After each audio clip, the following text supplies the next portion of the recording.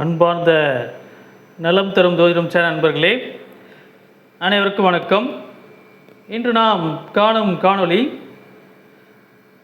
ஜாதகத்தில் இருதாரம் அமைப்பு யாருக்கு, ஜாதகத்தில் யார் ஒருவருக்கு இரண்டு தாரம் அமைப்பு யார் என்று பார்ப்போம்.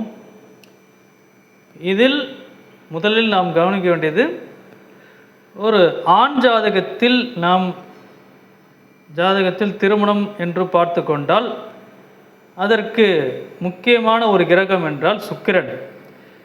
சுக்கிரன் எந்த நிலைமையில் இருக்கிறது, அவர் ஆண் ஜாதகத்தில் எப்படி அமைந்திருக்கு, கூட இருக்க கிரகம் எப்படி, பார்வை எப்படி என்று பொறுத்து தான் ஒருவருக்கு அந்த ஆணுக்கு இரண்டு தாரமா என்று நாம் சொல்ல வேண்டும்.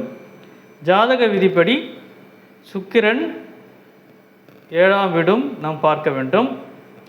ஆகவே சுக்கிரன் முதலில் எங்கே இருக்கிறது என்று பார்க்க வேண்டும், அதை பொறுத்து தான்.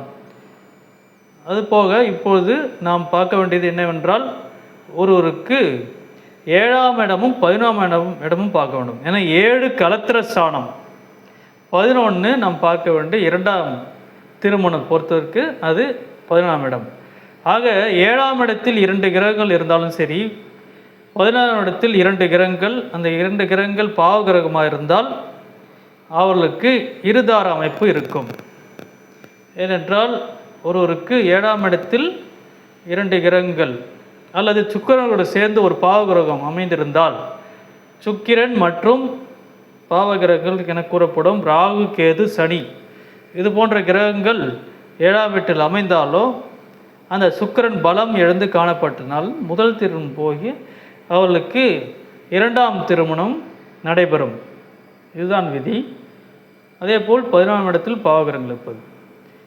ஏனென்றால் சுக்கிரன் பலம் எழுந்திருப்பதால் அந்த திருமணம் நிலைக்காது, திருமண வாழ் நிலைக்காது, 2ஆம் திருமணம் போகிறது. ஆகவே 7இல் சுக்கிரன் கேது அல்லது சுக்கிரன் சனி சேர்ந்து அமர்ந்திருந்தால் இவர்களுக்கு திருமணம் 2ஆம் திருமணம். அதேபோல் 7 சனி கூட சேர்ந்து சுக்கிரன் 6ஆம் வீட்டில் மறைந்தாலோ இவர்களுக்கு இருதார அமைப்பு. 7ஆம் அதிபதி பொறுத்து இருக்கு. 7ஆம் அதிபதி 6, 8, 12இல் மறைந்தால் இருதார அமைப்பு. 7ஆம் அதிபதி நீச்சம் பெற்றிருந்தாலோ இவர்களுக்கு 2 தாரம். இது பொதுவான ஒரு விதி. அதேபோல் யார் ஒருவருக்கு இந்த குறிப்பிட்ட லக்னத்தை நம்ம சொல்லணும். ஏனென்றால் ஒருவருக்கு நாம் சொல்லக்கூடிய அந்த லக்னம் என்னவென்றால் கடகம் மற்றும் சிம்ம லக்னம், 7ஆம் அதிபதி சனி பகவான் வருவார். சனி பகவான் 2ஆம் வீட்டில் இருந்தாலும் அவர்களுக்கு இருதார அமைப்பு. அதேபோல் ஒருவருக்கு 7ஆம் வீடான நம்ம சொல்லக்கூடிய 7ஆம் வீடு யார் ஒருவருக்கு மீனம், மேஷம் மற்றும் ரிஷபம் இந்த வீடுகள் 7ஆம் வீடு வந்தாலும் சரி, அதேபோல் கன்னி, துலாம், விருச்சிகம் இந்த வீடு 7ஆம் வீடு அமைந்தாலோ அந்த ராசிக்குரியவர் ஜாதகப்படி முதுமையில் தான் திருமணம், அதாவது இளமையில் பிஃபோராக அவருக்கு திருமணம் செய்யக்கூடாது. ஒரு 30 வயசு கடந்து அது திருமணம். ஏனென்றால் அது தோஷத்தை குறிக்கிறது. இளமையில் பண்ணால் இருதார அமைப்பு. அதேபோல் ஒருவருக்கு நாகதோஷம், பெரும்பாலும் சர்பதோஷம் என்ன சொல்லணும், லக்னம் இல்லை 2ஆம் வீட்டில் இருந்தால் ராகு கேதுகள், சர்பகிரகங்கள் 7 மற்றும் 8ஆம் வீட்டில் சர்பகிரகங்கள் ராகு கேதுகள் அமைப்பற்றவர்களும் பொறுமையாக தான் திருமணம் செய்யணும். அவசரப்பட்டு திருமணம் செய்யக்கூடாது. அவர்களுக்கு அவசரப்பட்டு இளமையை திருமணம் செய்தார்கள்னால் அவர்களுக்கும் டைவர்ஸில் போய் இருதார அமைப்பு ஏற்படும். இதெல்லாம் சில ஜாதகப்படியான விதிகள் இருக்கிறது. அதே போல் தசாபுத்தியை பொறுத்து இருக்குது.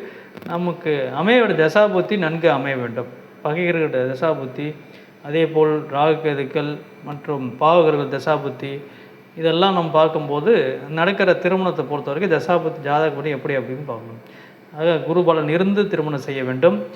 இதெல்லாம் பார்க்கும்போது இந்த விதிகள் இருதார அமைப்பு யாராருக்கு எப்படி அமைகிறது அது மாதிரி அது பிரகாரம் நம்ம திருமணம் செய்ய வேண்டும். அப்பொழுது தான் நம்ம திருமணம் நிகழ்ச்சி, நம்ம திருமண வாழ்வு நல்லபடியாக இருக்கும். ஆக இதெல்லாம் நம்ம பொதுவான விதிகளை பார்த்தோம் யாராருக்கு இருதான அமைப்பு. நன்றி, வணக்கம்.